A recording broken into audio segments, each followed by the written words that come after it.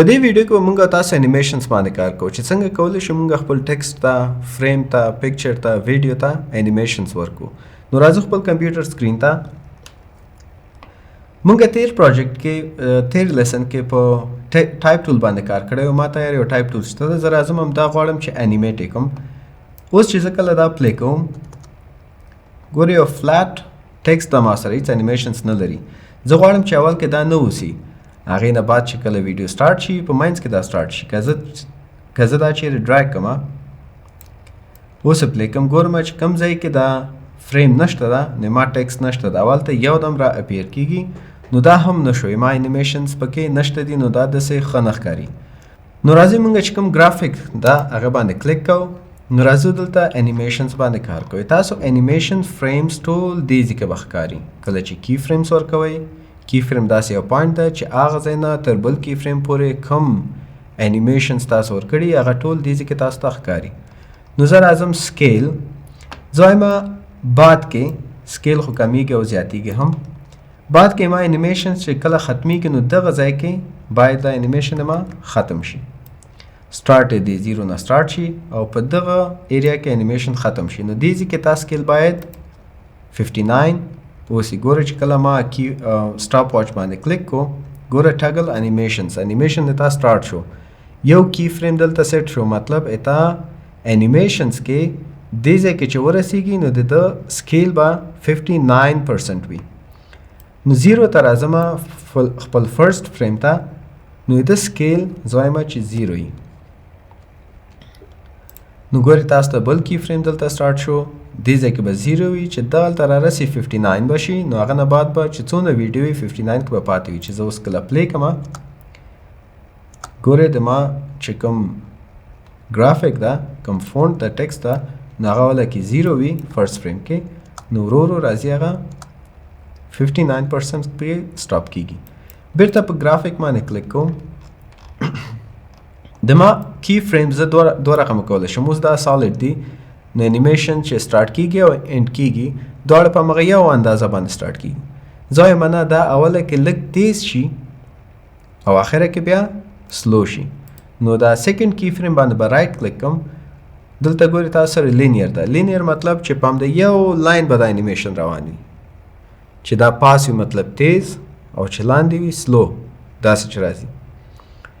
خو چې لاین وي صرف لینیر دا انیمیشن به داسې روان وي په همدې یو اندازه باندې.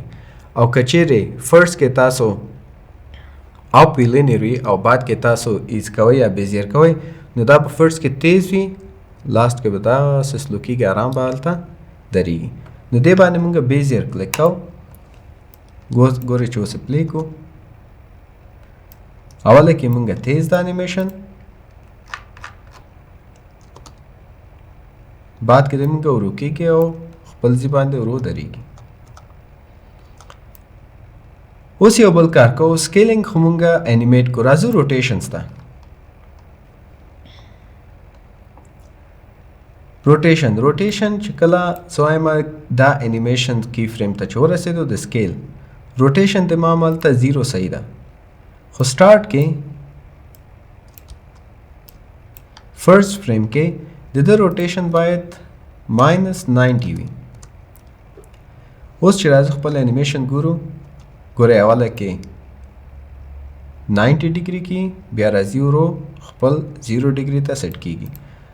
90 چې کم ده هغه وایم زه کم ده 90 نه غواړم. زه بیرته د فرست فریم ته راځم، درته وایم چې 180 ډیګري کا ماینس 180 ماینس چې کوم ده هغه چپ طرف ته تاوی او پلس چې کوم ده بیا راست طرف ته تاوی. که دا زه صرف 180 کم نو ګورئ اپوزیټ روټیشن به لري.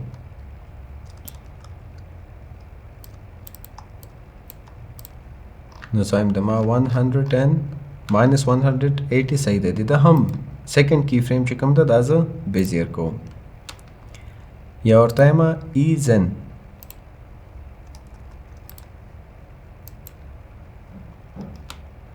اوس انکر پوینټ ته راځو. چې کله ما دا انیمیشنز کیږي ګورئ ما ټول د سنټر نه هر څه شروع کیږي. زه هم سنټر نه نه اوسي، باید دغه کارنر نه سټارټ شي. نو زه راځم خپل انکر پوینټ د انکر پوینټ سیټینګز د دې نه اډجسټ کوم